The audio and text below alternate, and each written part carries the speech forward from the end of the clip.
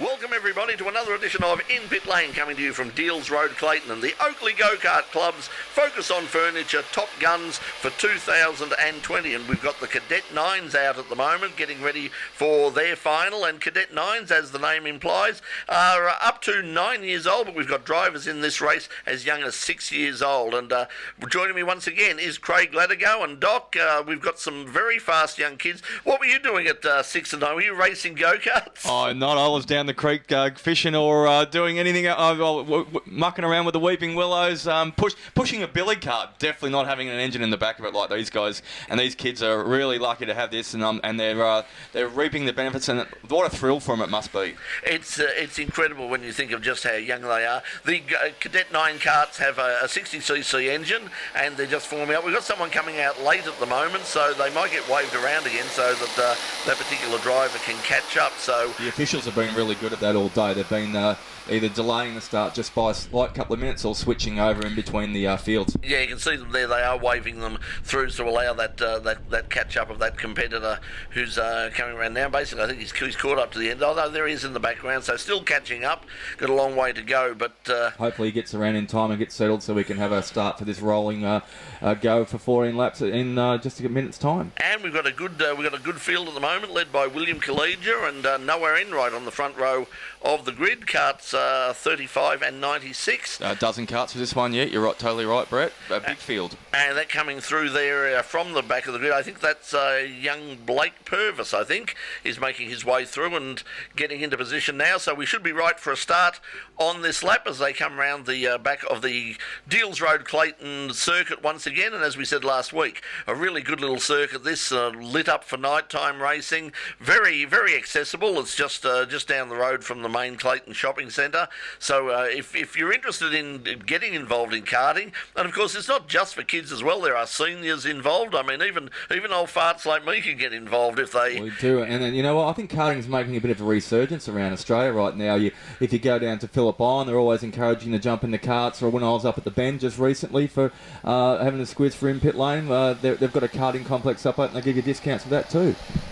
Yeah, it's affordable motorsport, and as they come around onto the main straight, the start-finish line, I think we're just about ready for a start. They're going, the green flag will be out, and they're racing already. And we've got some contact back there further in the track. Couple of karts in the air. Thankfully, nobody's got over.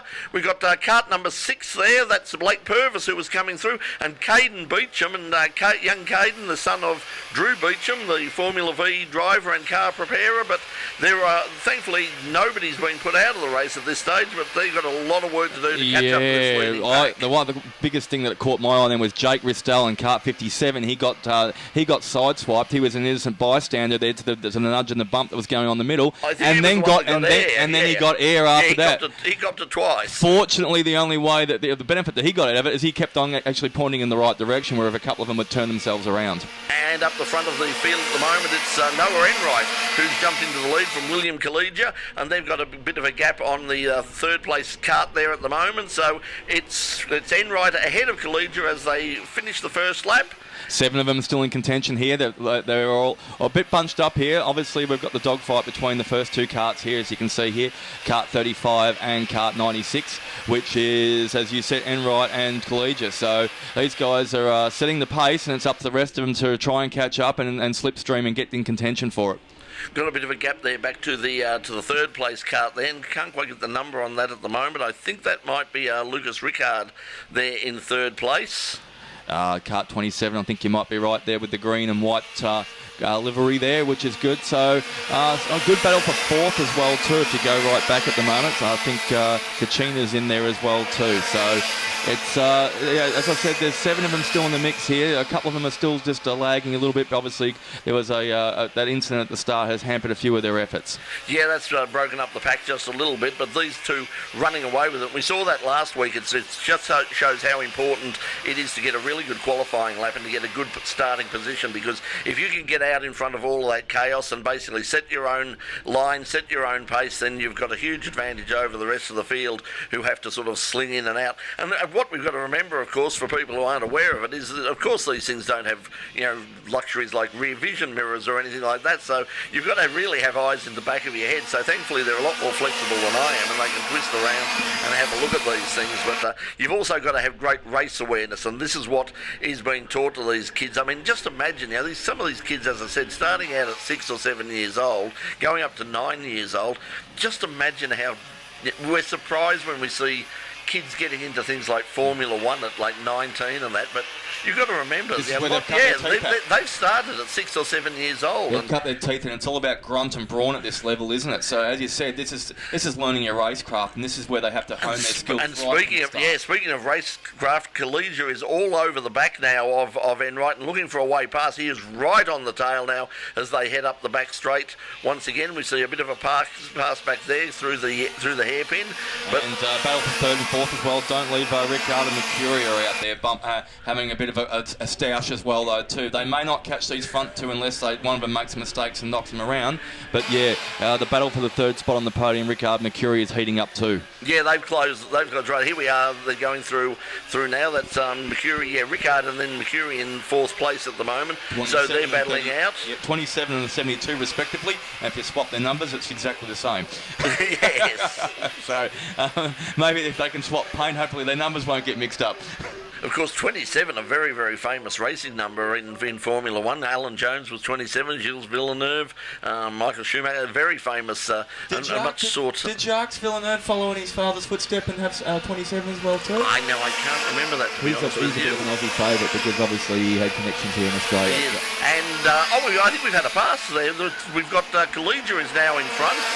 So Collegia has now moved in front of Enright. Yeah, I think you might be right there. And this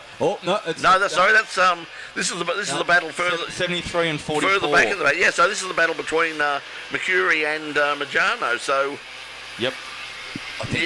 So we've had to swap for position there. So at the moment it's still Enright leading Collegia, but we're going to take a break now on In Pit Lane, and we're going to come back with more of the Cadet Nines from Deals Road, Clayton, a part of the Focus on Furniture Top Guns Championship for season 2020. We'll have more right after this break. Don't go away. We'll be right back.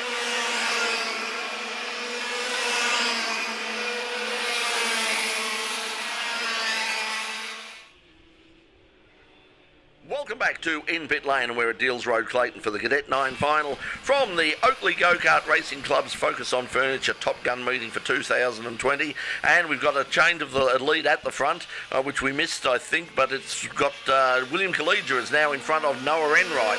So this is the battle for the lead, but Enright right on the tail now of Collegia as they come onto the main straight. And you can see him having a look. It goes down on the inside and makes a passing manoeuvre, but can't make it. Enright goes back in there and retakes the lead. So a great bit of driving there by both drivers, and once again these are young drivers, went through smoothly. Great kart control from both drivers. Very respectful there, Brett, and great to see that it was clean as a whistle as well, though, too. Yeah, certainly the blowtorch is definitely out. Enright's not letting Collegiate have his sights now as well, though, too. He's regrouping right now, getting his race line straight, hitting his braking points and going around and concentrating and just probably just focusing on the back of that Collegiate's kart and doesn't want to let it out of his sight.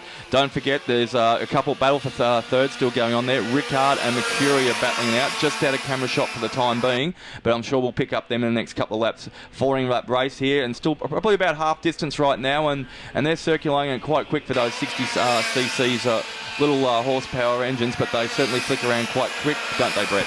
They certainly do, and here's that battle for second position at the moment. There you see kart number 72 of Dominic Mercury, and he's trying to get on the tail now of Lucas Ricard. So that's the battle there, and you can see him gets right on the tail now of Ricard. Was very quick through that particular turn there, and is looking to challenge now. Looks once again up the inside, so seems to have the handling there, but Ricard in front as they go through the hairpin once again and head out onto the back straight for another lap. And you can see just seems to move away a little bit there, Ricard. So these karts are basically identical, but probably a bit of different stage of tune-up or something. So. Well, that's right. Yeah, like we were saying in previous races, Brett, every kart has their strengths and weaknesses, and every driver has their strengths and weaknesses. And of course, as you say, they're pretty much similar in kart in appearance and obviously basic mechanics. But there's slight idiosyncrasies because a lot of these people that work on the karts are semi-professional mechanics, or it might even just be their parents. Their dads are heavily involved and want to see their girls and guys out there. But at the moment, it's really 2 by 2 at the moment. It's almost Noah's Ark. You've got fighting out for first and second, fighting out for third and fourth at the moment, and they're just lining up to and fifth and sixth is also a Noah's Ark style as well too. Mercury had another look on the inside there, but couldn't make that stick. But here's the battle between our front two again, with Collegia out in front of Enright, and unfortunately for young Enright, he made that move, and it's cost him some time. But he is now catching up again, so you can see him physically catch up under brakes there. So that's obviously a part of the track where he's very, very strong. And now there's only about 2 kart lengths between them as they come through the complex. And hopefully there you can see once again he tightens up. Bit of compression there, but you can see now down to about a bit over 1 kart length in space. But whether he's going to have enough time to find a way past is going to be the interesting thing as they go into the hairpin once again. It's Collegia from Enright, Ricard in third, then comes Mercury. Mangiano is in fifth, followed by Jet Taramina in sixth place. Yep, and there's only about 3 laps left, and he might have enough. He might have rubbed it up with enough and got the tyres warm and got the kart working, pointing in the right direction there. Last lap. My apologies. We just saw on the header board, and well, don't knock out Enright. Enright still have another crack now. Round the outside. Can he get the undercut? No, he can't. He's not going to go down in flames. He's going to throw the hammer and tongs at it. That was a good move. He just couldn't manage to get back in, but he's probably only got really one other spot that he can get up the inside again, and that's going to be at the hairpin as they come down now. He's right on the tail of Collegia. Wide shoulders from Collegia here. He's going the racing line. He's sticking to his things. Well, no, not quite there. That's all right. Enright's going to have another. He's going to have always a last chance in the last corner, but he's not close enough, and he's going to go to the finish line. A great win there to Collegia, and a great fight between Enright and Collegia there for first and second. And simultaneously, almost synchronised celebrations there as William Collegia takes the win from Noah Enright. Lucas Ricard has hung on for third ahead of Dominic Mercury. Max Mangiano in fifth. Jet Taramina in sixth position. Lucas Kachina seventh. James Flynn in eighth. Blake Purvis in position number 9, and rounding out our top 10 was Caden Beecham. And congratulations to all those kids out there, and amongst all the dicing up, they did a really, really good job.